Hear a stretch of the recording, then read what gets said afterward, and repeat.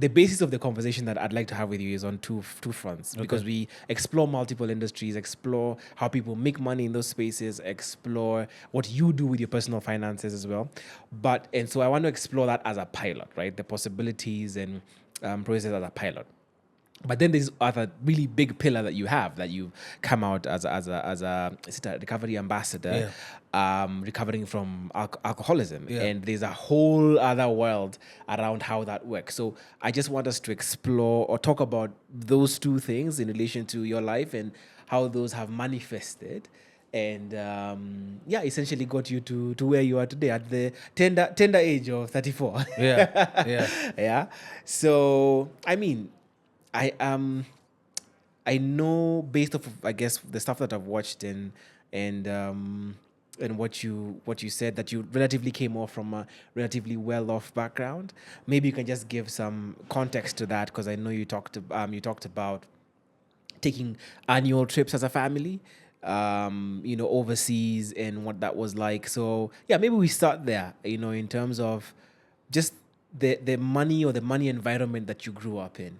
Okay. Yeah. Okay. So I'd say contextually off from the beginning, but my parents, or my specifically my father, because he was the head of the household, has of course always aspired for better, and I think also has also been a beneficiary of good governance, because in our household we saw the transition of when Kibaki came into power, and the climate, how the climate changed for us as a family financially. In the Moi era, it was always tough times. I never once had my folks say things are good, And even the trips we took, I think I mentioned, it was a very sacrificial thing that my parents endeavored to, and it was also on a budget. It was always like the best deals, like airline tickets, and even on the other side, wherever we went, it was not like we were just balling or It was more about the experience, exposure on a budget, right? And now, once the new government came in, my father started to do a bit better financially. So we started seeing. What industry was he in? He's an advocate as well. Okay. He's a lawyer. I said as well because my wife is. Yeah. So you could see his firm grow. He moved offices from where he was to a bigger office. We moved house from Nairobi Dam. We moved initially to Denny Sprit. We kind of stayed in the same schools. And then eventually we moved to Gigiri. And that's where I grew up for a good portion of my formative years. So for sure, a beneficiary of good governance. And my dad also is a workaholic, so which is something I kind of have. In fact, my wife is always telling me, there's no excuse for laziness, and add the layer of me, I'm picking up the pieces, so there's no room. There's no room at all. at all. Yeah. So we didn't have access to cash that. I don't know if that's a Kenyan thing, but my dad he tried the allowance thing for like a month, and that's like, you can't just have free money. So he always believed in working for money, however big, however small. So a custom in our house, I grew up with two of my brothers in the same house, was washing cars, man. I think most boys who grow up with a household with cars have been subjected to that. So it didn't matter if it was a weekend or if you want money to do something or to buy something, you'd have to earn it. And I can't remember what the going rate for washing a car was, but that's how you get. That's how you get by. And chores around the house. We used to call it spick and span. Spick and span was when my dad would say, "Who's gonna do spick and span?" Spick and span literally is just get the house in order, sweep it up, tidy up, arrange the sofas, arrange the dining table, and all of that. And that would always attract a small token of appreciation. So that was my first. It was always incentivized. Okay. And so when you then, I mean, because if I remember correctly, you start drinking at Form 1. Yes. Right. And the moment that's when you start, I think the word you use is finessing your folks every so often to try and get more and more cash. And so at this point in time, even of course, Form 1, you're 13, 14. You're just taking cash, or all the money that you have, you're buying booze. So from the onset of me finding out about drinks and now realizing, wow, there's this thing that's so amazing that makes me feel so good. Yeah. Not knowing that I was addicted already, but now when I look back, so all my finances were tied to turn up. Yeah. If my dad was kind enough to give us money to go on dates, right? Yeah. So I'd say maybe 30%. Okay, let me be fair. 50% I'd actually go on the date. Yeah. But now also the dates became drinking dates. Yeah. So it went from like a typical cinema. How much would he give you to go on a date? If I think back, maybe 1,500. Okay, and this is Or Yeah. 6 or 5. That was quite something. Yeah. And the big shift was because I went on my first date in primary just before KSP. You went on your first date First in date. primary. Yeah. So Like date your let me paint you a picture. So I was part of a soccer club in Consolata, and I asked this girl out. And by the time I was asking her out, I didn't even know what that meant. So now when I went home and I thought about it, I'm like, okay, we've seen on TV guys go to, especially I think it was My Wife and Kids. Yeah. We've seen guys go for movies. So I pitched it to my dad and he found it so funny but so interesting. Like, wow, this kid has guts. So he literally picked. I went for soccer, went home, showered, changed, got in the car, we picked the girl up. Of course, my dad talked to her parents. Yeah. Then dropped us at Village Market. Yeah. We saw the movie. Most awkward date ever, of course, so shy. I think I said maybe... Was your dad in the theater? No. Oh, he left. Yeah. Maybe I said 40 words, maybe total. She was shy as well, but it was so... Nothing like how it plays in your head, you know? I would love to have been on a fly on the wall. It was so... Between the conversation between your dad and her parents. Now looking back, that must have been... I think they were laughing because she was mixed race, so she had a bit more conservative, more liberal parents, yeah? So they must have found it quite funny. Maybe cute, but funny. And when I think back, my mom actually had some apprehension, being typical mom. Yeah, like what do you mean date? So we watched The Day After Tomorrow. Yeah. And I remember it's so funny that the AC is working so well. I remember when you watch a movie that has snow and yes, you actually feel cold. Yeah. And I remember that like for hours on end trying to think about how I'm gonna put my hand around her shoulder. Yeah. I probably did it 3/4 into the movie. Yeah. It was awkward. And the movie ended and I remember being told by my friends, so when the credits start going up, that's the time. That's the time to make a move. To steal a kiss. So I remember stealing a kiss. Yeah. But I say all this to say in that story, it's about finances because I took home change. Because that was pre-alcohol. My alcohol started in high school. This is primary. Yeah. So finished the date after movie. I think I got a Skittles, whatever I had left. When my dad came to pick me, I actually gave it back. Like thanks. Keep the change, thanks. And for me, that was the most sensible thing. There was no other way about it. That's how I'd been cultured. Yeah. So things took a shift now when I went to high school.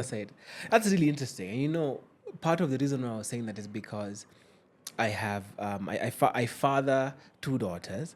The oldest one is turning 11 in a couple of days on Monday, and she has a boyfriend, and her mom and I, my wife and I like like we were there, no big deal. But then the difference for them is they have communication on the phone or whatever the case is. They can text. So he wanted to take her for a movie. For her, was it last year? I don't know. Anyway, so you had to take her for a movie. And I remember when my wife was telling me, I was like, that's really... So, they went, and my wife went, and so did her small sister, and my wife, watched the movie with them. But anyway, that's why I found the conversation potentially very intriguing between your dad and Anyway, okay.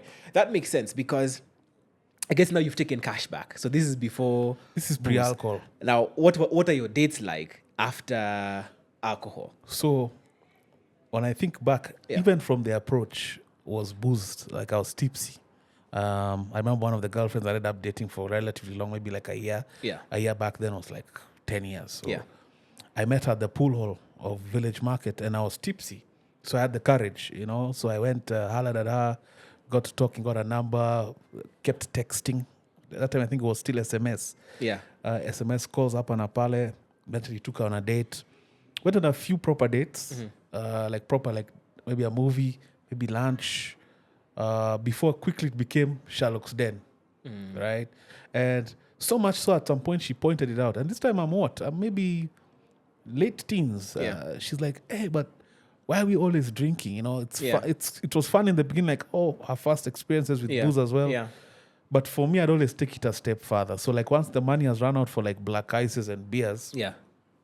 and let's go to Nakman, I'll buy my kafuraha kin. Yeah. Because I need that ka kick. Yeah. Yeah. So of course, eventually that relationship didn't work out. Yeah.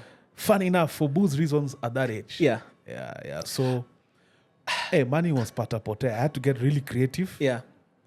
Like I said, I sold booze in school. I was a reseller. Yeah. A distributor. For that markup Yeah. that I'd put Yeah. would now sustain my, Yeah. amongst many other things, IDs, fake IDs. I had a friend who had Photoshop, so we'd make fake IDs. Yeah. You know, in fact, those are like two things I wanted to bring up to you today, to sort of discuss. But before that, I want to ask, you know, if I remember my high school days correctly and the teenage days correctly, you know, the guys who were on Vices, the guys who, pushed the envelope, were like the cooler guys. Like it seemed like chicks drew closer to them, right? So I'm wondering, coming from the perception of my life, which is I have very few, or my vices are not in the I would say natural way that people have vices, like drinking, smoking. Those are not things that my body just wanted to do, right? So I'm wondering, because I would always feel like the guys who would drink, like the chicks would, would want to hang out with them, and they always have bad boys. Yeah, exactly. So I'm wondering how many drinks or how many date drinking sessions does it take for the chicks to get fed up and be like, nah, this one is now like, this is not cool anymore. This one is now sideways. Again, for context, so I was in day school, she was in boarding. Yeah. So holidays, we'd try meet as often as possible. Yeah. So holidays were what, a month? Yeah. So within that month, I'm on holiday, she's on holiday. Maybe sometimes thrice a week, we try just meet, even when we're broke, let's just meet at village market and hang out and just, I'd always find a way now to bring booze into the mix. Remember, Furaha was 55 bob. You can't kosa 55 bob hapa na pale. So within a span of a year, considering there were terms where she was in school, she was in boarding school. Towards the end, I think after we sat our final exams, that's when she realized, nah, man, I don't. This is not the train I'm trying to board. So yeah.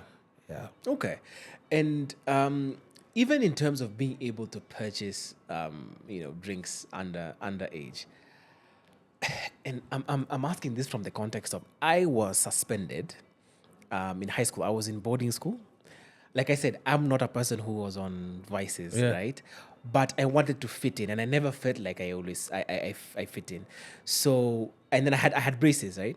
So every 3 weeks, I'd go for dental appointments, and I'd come back in the evenings, right? Because then I'd just take advantage of the whole day and be out. So one day I come back and I get booze. I come back with booze because I'm trying to be cool. I'm trying to fit in. The plug. Yeah, so I come in with booze, and so everyone in the boarding house is excited. And it goes quite well. So I'm like, yeah, I'm gonna do this again. So I do this again now with my best friend at the time. His name was Said. Hopefully he's anyway, he's fine wherever he is. I know where he is. He's fine. So I do this with him. We go to our school was in Karen. We go to like a local kiosk like thing, and we go in and we buy booze. We buy like it was a sman of something, I don't know. Anyway, buy booze, come back to school, and then how we planned it was, I was going to walk in with the booze in my trouser, and I'd walk with it whatever pace. And then because we also got like snacks and stuff. Of course, the watchmen are going to search.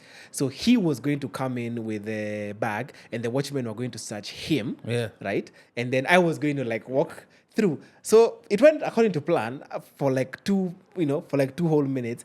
Until the watchman was like, wait, how come this guy has gone through so fast? No. Wait, come back. I want to search you.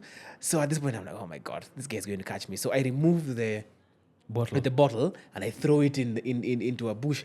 So then I ran towards him. Then he's like, no, I've seen you throw something. I'm like, no. I haven't thrown anything. Anyway, comes to the bush, he looks to the bush. Literally on his last, because he couldn't find it, on his last search, like when he was almost giving up, he finds it. Anyway, so I then get I then get suspended. But that's my suspension story. But when I like I said, I did it to try and fit in. But when I think back to it now, and when I look at my pictures, because I was 16, I was 15, 16 at the time. Like I was such a kid. Yeah. And my face, I didn't hit my growth part until like 17, 18.